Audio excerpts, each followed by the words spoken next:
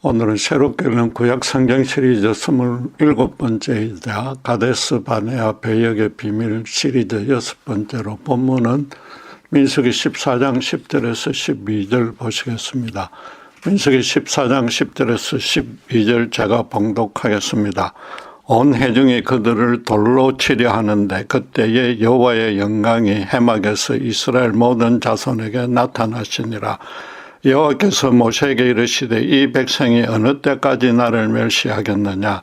내가 그들 중에 많은 이적을 행하였으나 어느 때까지 나를 믿지 않겠느냐. 내가 전염병으로 그들을 쳐서 멸하고 내게 그들보다 크고 강한 나라를 이루게 하리라. 이스라엘의 출애굽 1세대는 질 것이 뻔한 가나안 족속과의 전쟁이 두려워서 애굽으로 돌아가려 했습니다. 그러고 싶다면 먼저 모세와 의논해야 함에도 대뜸 새 지도자를 세우겠다고 통보했습니다. 모세와 아론은 그들을 끝까지 아끼는 마음에 제발 하나님을 거역하지 말라고 그 앞에 엎드렸고, 갈렙과 여호수아도 하나님이 반드시 승리하게 하실 것이므로 믿음으로 진군하자고 다시 독려했습니다. 그러나 백성은 오히려 돌을 들어서 그들을 치려고 덤벼들었습니다. 회중의 마음은 이미 애굽으로 돌아가기로 완전히 굳어졌기에 그 일을 해방하면 아무리 그동안 자기들을 잘 인도해준 모세라도 죽이겠다는 뜻입니다. 회중의 사악함은 하늘을 찔렀고 진노하신 하나님이 그들을 심판하려고 모두가 보는 앞에서 해막에 임재했습니다. 당신의 실체가 강림한 것이 아니라 연기나 구름 가운데 모세와 회중에게 음성으로 직통 계시함으로써 당신의 영광을 드러낸 것입니다. 이스라엘의 이 거역은 인간적으로 따져도 역사상 최고의 은혜를 역사상 최악의 원수로 갚는 짓이었습니다. 약 1500년 후에 유대인들이 예수님을 십자가에 매단 최악의 죄와 같았습니다. 성경이 신명기 18장 18절에 모세와 같은 선지자가 메시아로 올 것이라고 예언한 그 중요한 이유이기도 합니다. 그런데 회중이 돌을 들고 죽이려 든 것에는 선뜻 이해가 안 되는 점이 하나 있습니다. 모세가 아무리 반대하든 무시해버리고 그냥 애굽으로 돌아가면 그만이지 않습니까? 모세 편에 선 자들이 극소수라서 지금 수십만이 넘는 남자 장정들의 행진을 도무지 막을 수 없습니다. 회중이 그런 간단한 수학조차 못할 리 없는데도 굳이 죽이려 들었습니다. 가장 개연성 있는 이유로는 10명의 정탐꾼들과 밤을 샌 인원 끝에 그렇게 하기로 이미 결정했기 때문일 것입니다. 틀림없이 모세, 아론, 여호수아, 갈렙 등이 나서서 막을 텐데 그러면 일부 회중의 마음이 흔들릴 수 있다고 본 것입니다. 정치적 모반에는 항상 강경파가 득세 주도하기 마련인지라 돌을 던지겠다고 자한하는 자들을 택해서 선두에 세웠을 것입니다. 이 또한 대제사장이 거짓 증인들을 앞세우고 군중을 선동해서 예수님을 십자가에 매달려고 소리치게 만든 것과 같습니다. 인간은 생각보다는 훨씬 더 치사하고 완악한 존재이며 또 그런 인간을 넘어뜨리는 제약도 아주 교모하고 엄용합니다.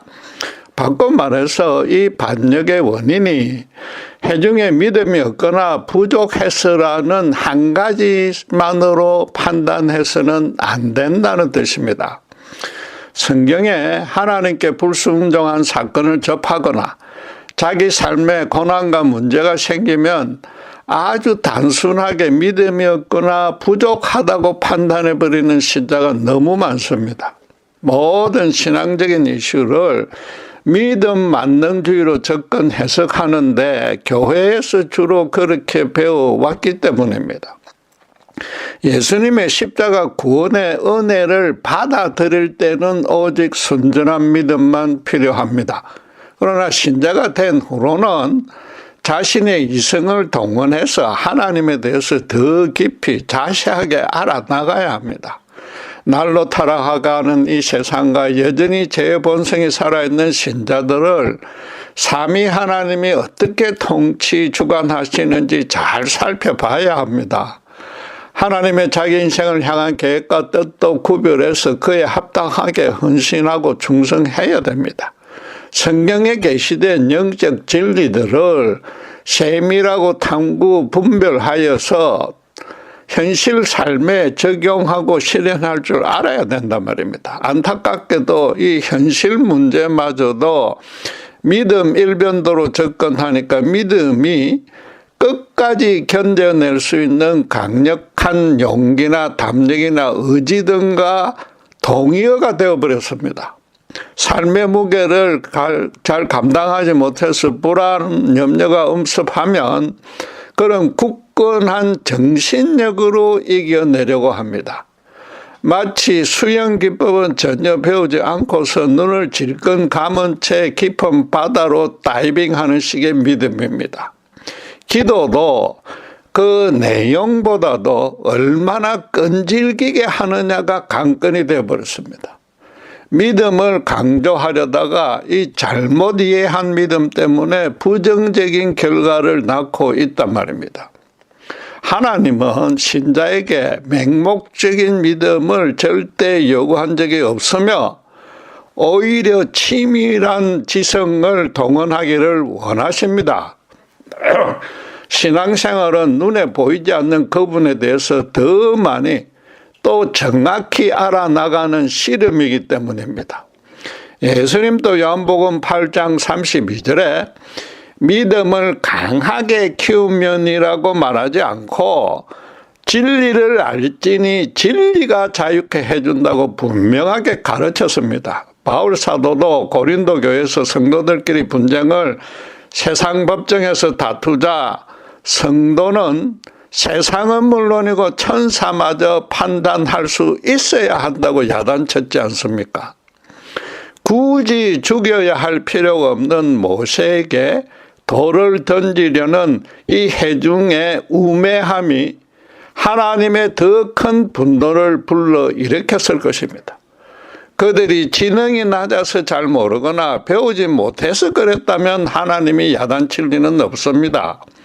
지금 회중은 모든 전후 사정을 명확하게 판단했고 그 전에 하나님의 권능을 여러 번 체험했고 모세가 어떤 사람인 줄도 잘 알면서도 그랬습니다. 이스라엘의 이런 완악함은 이미 예견된 것이라고 성경은 기록하고 있습니다. 죄송합니다. 회중은 지금 장대한 안악 자손 때문에 큰 공포에 질려 있지만은 사실은 그럴 필요가 전혀 없었습니다. 정탐꾼들은 처음에 13장 28절 29절을 보면 그 땅 거주민은 강하고 성읍은 견고하고 힘이 클 뿐 아니라 거기서 아낙 자손을 보았으며 아말렉인은 남방 땅에 거주하고 헤딘과 여부스인과 아모리인은 산지에 거주하고 가나안인은 해변과 요단가에 거주하더이다라고 보고했습니다. 가나안 족속 모두가 아낙 같은 거인이라고 말하지 않았습니다. 아낙 자손은 그중 일부였을 뿐이므로 다른 족속들과 먼저 전쟁을 치른 후에 맨 나중에 그들과 싸우면 됩니다. 한국 전쟁 때 중공군의 인해 전술처럼 숫자가 월등히 많았던 이스라엘이 그 이스라엘 군인 여러 명이 아낙 군인 한 명씩 맡으면 못 이길 리 없습니다. 그렇게 전략을 잘 짜보라고 하나님이 한 달이나 정탐을 내보낸 것입니다. 여호수아가 40년 후에 가나안을 정복할 때는 이전에 지금 이렇게 정탐한 내용대로 지역별로 다른 종족들이 거주한다는 점을 잘 감안했습니다. 이 길쭉한 가나안 땅을 지금처럼 남방에서 북쪽으로 쳐올려 가려고 하지 않고 그 중간에서 동쪽에서 서쪽으로 가로질러 들어갔습니다. 일단 아낙 자손은 피하면서 가나안 땅의 한복판을 잘라버림으로써 남북의 종족끼리 서로 협력하지 못하게 했습니다.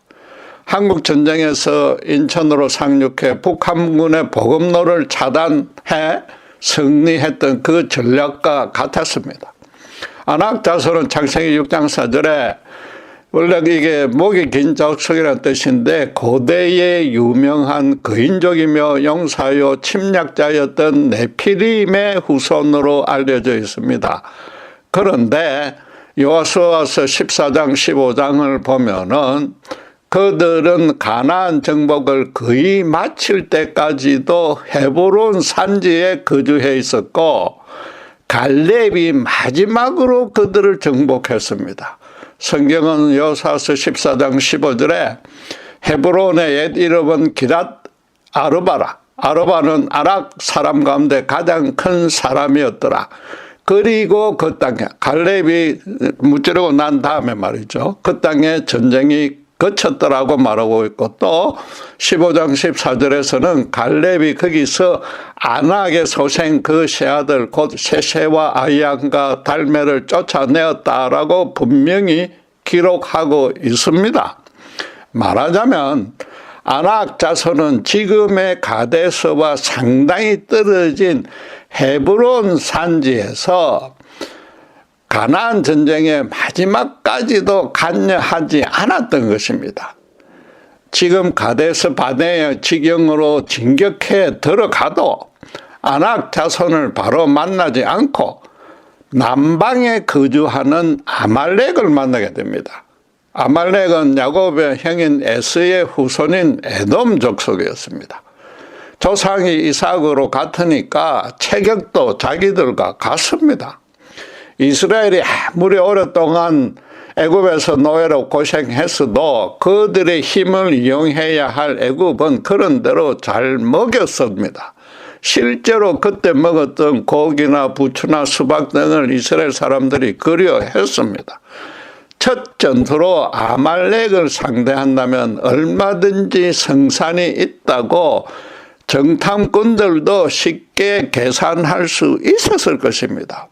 문제는 아낙 자손이지만은 그들의 숫자가 많았다면은 이미 가나안의 맹주가 되어 있었을 텐데도 그러지 않고 헤브론 산지에 있다는 것은 그들의 숫자가 미약했기 때문일 것입니다. 대신에 그들은 자기들의 장대한 신체와 산지라는 지리적인 이점이 있기 때문에 그냥 쳐들어오는 적만 막으면 되기 때문에 굳이 전쟁을 치를 필요가 없었던 것입니다. 어쩌면은 그들도 라합의 말처럼 홍해의 기적을 듣고서 여호와에게 잔뜩 겁을 집어먹고 있었을 수 있습니다. 거기다가 당시 가나안은 군소 부족들이 곳곳에 흩어져 있었지 하나의 연합 군대를 이룰 만큼 강력하게 결손되어 있지 않았습니다. 이 점도 정탐꾼들이 알았을 것입니다. 또 이미 여호와에게 주눅이 전 족속들이 단일 대우를 형성하기조차 쉽지 않았을 것입니다. 결론적으로 아낙 자손은 이 전쟁에서 실체적인 위협이 아니었던 것입니다. 그러나 아낙의 체격만 보고서 겁에 질린 10명의 정탐꾼은 패배를 기정사실화하고서 가나안 족속들이 강력하고 특별히 아낙 자손이 있더라는 그 보고부터 먼저 했습니다. 그들로서는 최고 중요한 상황이라서 가장 먼저 보고했을 수도 있지만은 맨 처음에 마주칠 아말렉은 여타 족속에 포함시켜서 자세히 설명하지 않았습니다. 10지파의 대표자임에도 불구하고 겁부터 가뜩이나 먹고서는 가뜩이나 지금 전쟁을 치르기 싫은 차에 아낙을 핑계로 내셨던 것입니다. 백성이 그 부정적인 보고에 휘둘려서 떠들기 시작하자 갈렙은 능히 이길 수 있다는 반대 의견을 제시했습니다. 그러자 이번에는 그 일부에 불과한 아낙 자손과만 비교해서 자기들은 메뚜기에 불과하다고 침소봉대해버렸습니다. 해중도 이성적으로 잘 따져보면 안악을 피해서 들어가면 될 것이라는 전략점은 짤 수 있었을 텐데도 이미 전투 의지가 완전히 꺾어버려졌기 때문에 밤새 통곡만 한 것입니다. 그렇게 해서 내린 결론이 모세를 죽이더라도 애굽으로 돌아가자는 것이었습니다. 거꾸로 지금 겁에 질려 있는 가나안 족속들이 이 사실을 알았다면 너무나 기뻐서 춤을 추었을 것입니다. 이 회중이 너무 어리석은 결정을 내려서 말도 안 되는 일을 벌이자 여호수아와 갈렙은 기도 안 차서 14장 9절에 다만 여호와를 거역하지 말라는 너무나 당연한 말씀으로 다시 간곡히 권면했습니다. 하나님을 한 번이라도 제발 진지하게 생각하고 좀 정신 차려서 모든 상황을 잘 따져보라고 채권한 것입니다. 우선 아무리 거인이라도 너희는 지금 하나님보다 인간을 두려워하고 있다는 겁니다. 나아가서 너희의 그 두려움은 하나님을 거역했기에 자연적으로 생기는 본성적인 두려움이므로 여호와를 거역만 하지 않아도 이겨낼 수 있다는 뜻입니다. 바꾼 말해서 여호와가 어떤 분인지 정확히 헤아리지 못하면 전쟁을 앞두고는 누구라도 두려움이 생길 수밖에 없다는 것입니다. 거꾸로 너희가 안악처럼 장대해 보이고 그들이 메뚜기같이 보여도 역시 두려움은 생길 수 있다는 겁니다.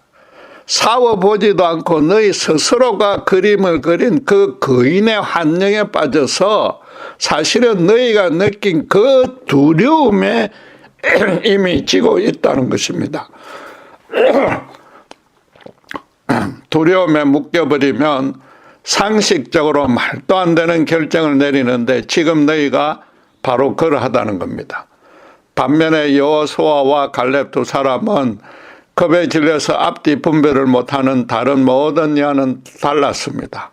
전쟁 전략을 잘만 세우면 하나님의 기적적인 도움이 없이도 얼마든지 승리할 수 있다고 자신한 것입니다. 하나님은 아주 비상한 경우가 아니면 기적을 동원하지 않습니다. 그 외의 경우는 일반적인 상황이라서 당신의 일도 당신께서 당연히 일상적인 방식으로 행하십니다. 신자는 그래서 가장 먼저 그분이 지금 자신과 자기 주위에서 어떻게 역사하고 있는지를 모든 주변 정황을 다 잘 통틀어서 분별해 내야 됩니다.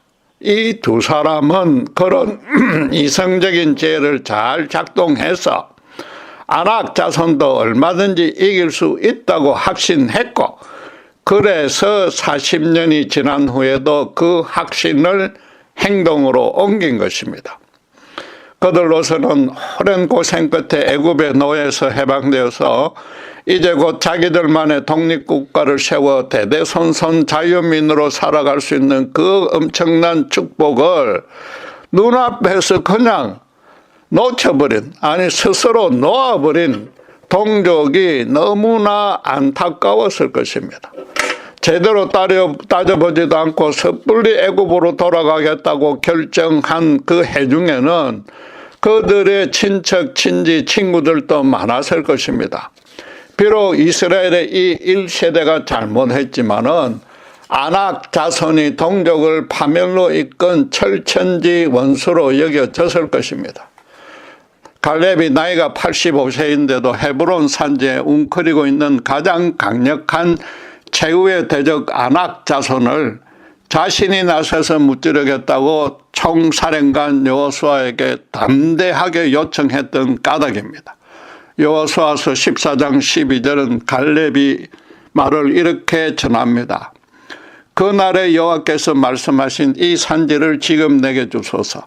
당신도 그날에 들으셨거니와 그곳에는 안악 사람이 있고 그 성읍들은 크고 견고할지라도 여호와께서 나와 함께 하시면 내가 여호와께서 말씀하신 대로 그들을 쫓아내리이다. 그날은 40년 전에 본문의 때이고 또 여호수아 들어 자신이 그때 어떻게 말했는지 다 들었지 않느냐고 다시 상기시켰습니다.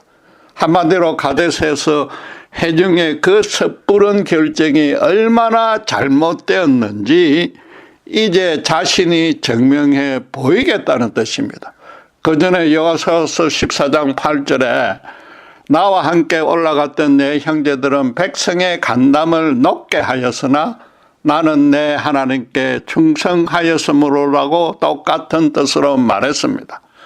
10명의 악의적인 평가로 백성을 선동하는 바람에 하나님의 가업이 완전히 망가뜨려졌다는 겁니다.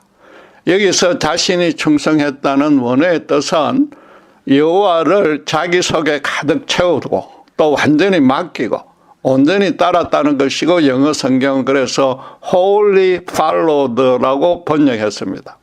갈렙은 신명기 6장 5절에 너는 마음을 다하고 성품을 다하고 힘을 다하여 내 하나님 여호와를 사랑하라는 율법의 가장 중요한 계명 그 셈마대로 80평생을 살아왔다고 고백한 것입니다. 또 그래서 자신의 잘못은 아니지만은 함께 가나안 땅을 정탐한 자로서 그 책임을 통감하기 때문에 결자 해지의 심정으로 지금 자원한다는 겁니다.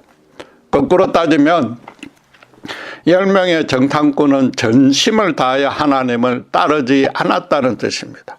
이 전심이라는 것이 마음의 색이나 열정을 최대치로 끌어올리는 것이 아닙니다.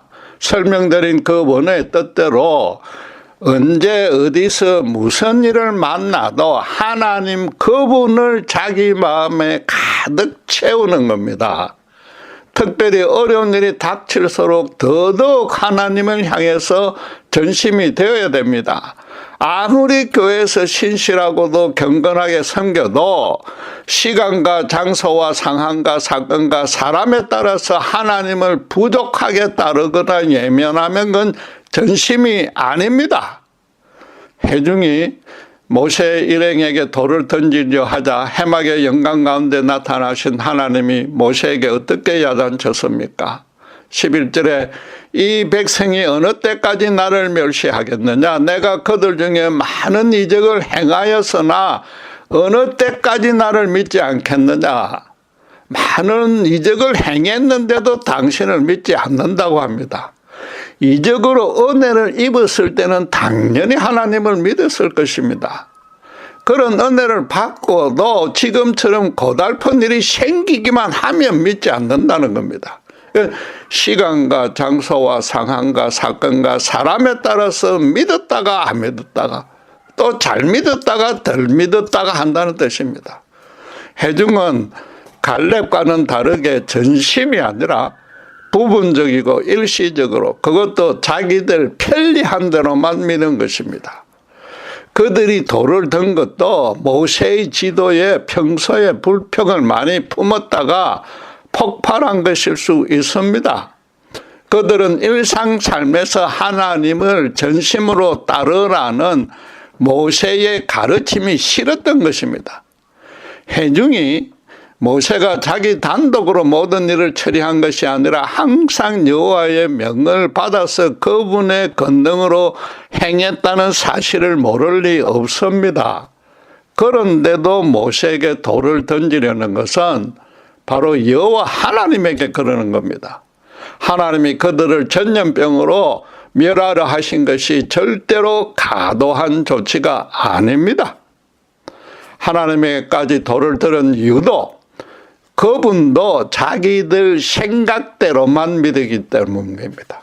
하나님을 자기들 스스로가 그려놓은 그 그림자 한영 속에 가둬 놓은 겁니다.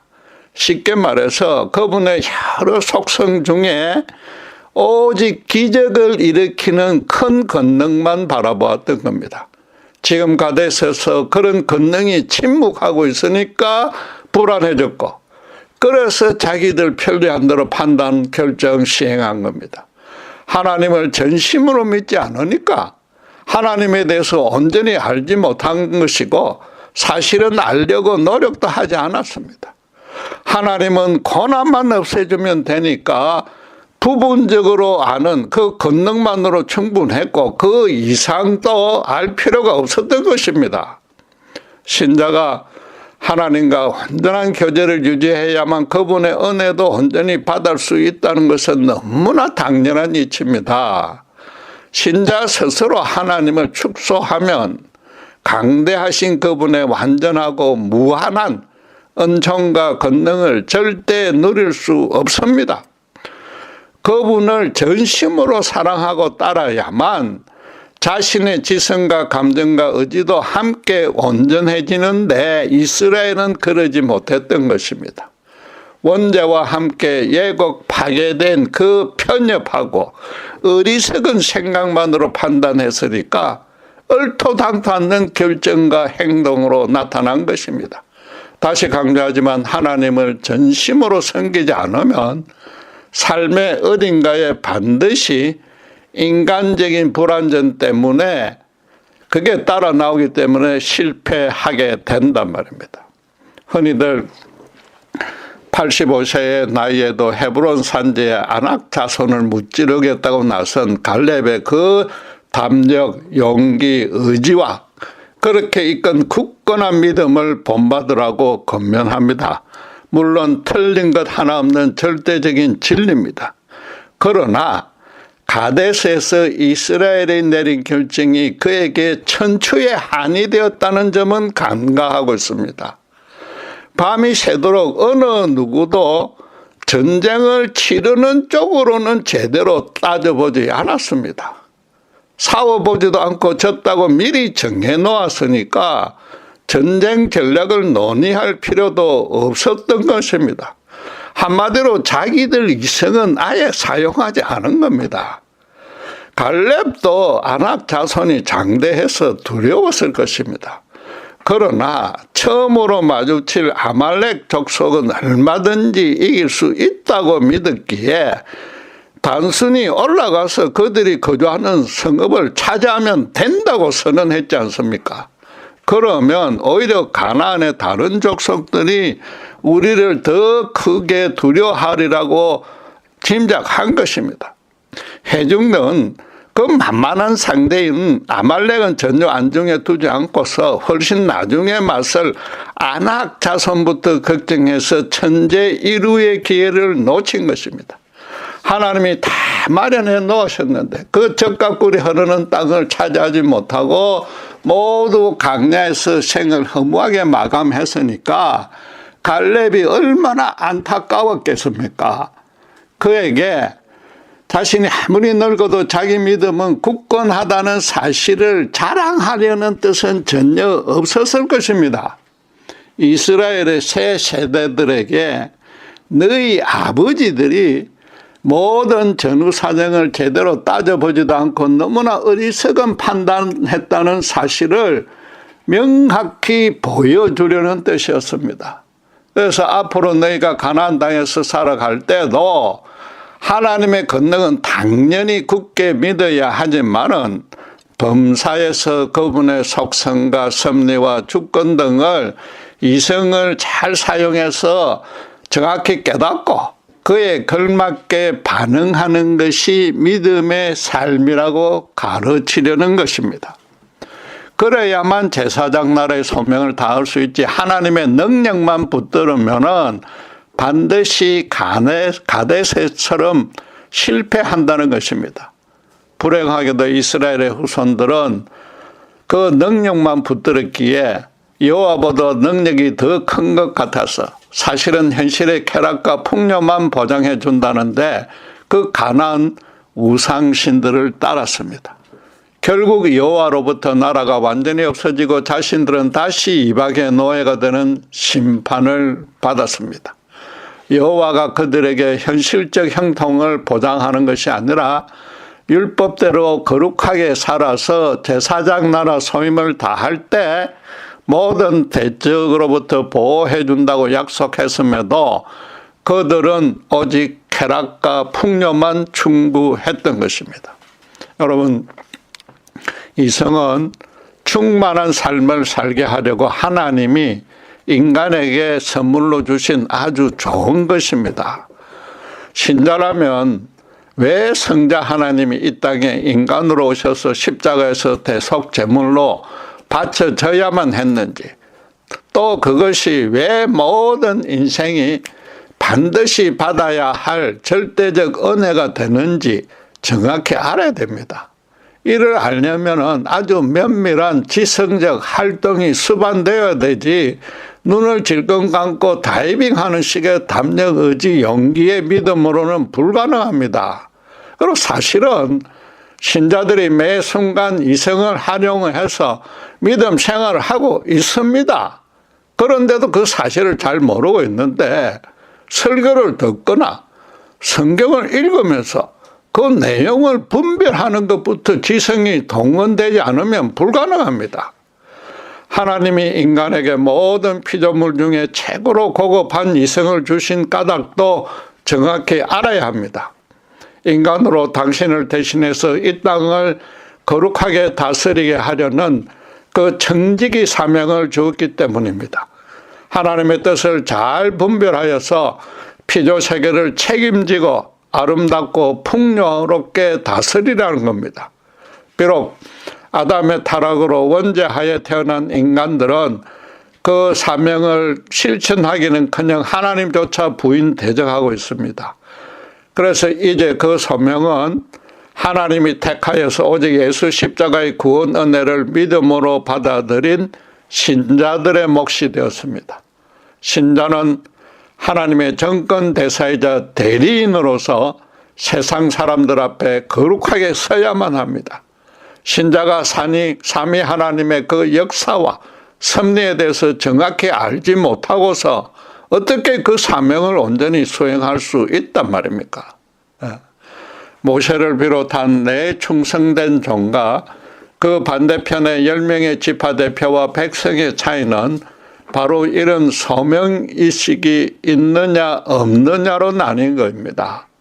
모세 일행은 백성들에게 자기들이 맞아 죽더라도 가나안으로 진군하는 것이 자신들의 소명이라고 확신했습니다. 그전에 굳이 믿음으로 복잡하게 따지지 않고도 지난 1년간 하나님과 동행한 일을 이성으로 잘 따져보면 이번 전투의 승리도 전혀 의심할 필요가 없었던 것입니다. 또 가데스에서 적절한 전략만 세웠다면 그 땅을 차지할 수 있다는 사실을 나중에 여호수아와 갈렙이 실제로 증명해냈습니다. 바꿔 말하면 하나님의 말씀에 행동으로 순종하는 정도를 넘어서 그분의 약속에 자기들 전부를 온전히 집어넣은 것입니다. 온전한 믿음이란 그래서 하나님의 절대적인 의지와 영원한 계획과 완벽한 섭리 안에 자신의 생명까지 모든 것을 있는 그대로 완전히 내어드리는 겁니다. 신자 쪽에서 하나님의 사랑의 품 안에 뛰어 들어가서 완전히 잠기는 겁니다. 옷을 찢으며 회중에게 호소한 것이 바로 그런 확실한 표식인데 그분을 제대로 아는 신자에게만 이건 가능한 일인 겁니다. 반대쪽의 백성과 10명의 정탐꾼은 하나님에 대해서도 이성적으로 전혀 따져본 적이 없고 오직 그분의 능력만 밤새 목이 빠지도록 바라봤습니다. 문제와 고난이 생길 때마다 기적적으로 구원해 달라는 믿음뿐입니다. 자기들이 바라는 일에 하나님 쪽에서 자기들을 따라와야 한다는 고집입니다. 그들은 하나님과의 관계를 아름답게 이어가며 그분의 자녀답게 거룩하게 살아가는 일에는 전혀 관심이 없었던 것입니다. 가데스의 이스라엘 회중처럼 위급할 때만 하나님이 큰 권능으로 해결해 주기를 바라는 믿음은 사실상 신자 쪽에서 행해야 하는 일이 하나도 없지 않습니까? 그냥 뜨겁게 끈질기게 기도하는 일뿐입니다. 또 기도하고 나서도 이성은 전혀 사용하지 않고 눈을 찔끔 감고 기다리기만 하면 됩니다. 가데스의 이스라엘 회중도 밤새 통곡하면서 속으로는 그런 식의 기도를 했을 것입니다. 그들은 자기들을 하나님 쪽으로 던져 넣지는 않고 그분이 자기들 쪽으로 어서 빨리 오기만 바랬습니다. 그들의 기도가 하늘에 이르렀는지 하나님이 정말로 바로 그 다음날 그들에게 강림했습니다. 그러나 그들 생각과는 정반대로 당신의 인내가 한계를 넘어서 진노의 심판을 하려고 해막에 내려왔던 겁니다. 여러분, 정말로 진지하고도 심각하게 우리들이 기도하는 내용과 믿음의 상태를 잘 따져보면 이 기사야말로 너무나 두렵고 떨리는 내용이지 않습니까? 혹시라도 이스라엘 회중처럼 위급한 경우에만 최대한 빨리 하나님의 능력만 빌리려는 기도나 믿음은 아닌가 말입니다. 그러면 아무리 뜨겁게 기도하고 교회 생활에 성실해도 하나님이 진노와 함께 강림할 수 있습니다. 참 신자라면 모세 일행처럼 현재 처해 있는 시기와 장소와 상황과 사건과 사람과 전혀 관계없이 자기 전부를 하나님에게 던져 넣을 수 있어야만 합니다. 그분의 강대하신 섭리와 무한하신 사랑의 품 안에 실제로 푹 잠겨서 살고 있어야 합니다. 그러려면은 범사에 지금 실현되고 있으나 겉으로는 명백히 드러나지 않는 하나님과 뜻과 계획을 제대로 잘 분별해서 제대로 알고 있어야만 가능하지 않겠습니까? 기도하겠습니다. 천하제일 중에 개수였던 우리를 예수님의 십자가 은혜로 구원하신 뜻이 세상 앞에 하나님의 정권 대사로 서게 했다는 것을 다시 한번 깊이 깨닫습니다. 지금 우리의 삶을 그 소명을 잘 실천하고 있는 모습과 방향으로 하나님께서 인도하고 계심도 합니다. 그러나 겉으로는 분명히 드러나지 않기 때문에 성령님께서 우리를 붙들어 주시고 지혜와 분별력을 주셔서 현실의 형통과 안락의 눈이 멀지 않게 하시고 이스라엘의 가데스의 이스라엘처럼 어리석은 결정을 하지 않게 하시며 항상 갈렙처럼 온전한 분별력과 굳건한 믿음으로 주님께 끝까지 충성할 수 있도록 저희들을 인도해 주시옵소서. 감사합니다. 우리 주 예수 그리스도 이름으로 기도드렸습니다.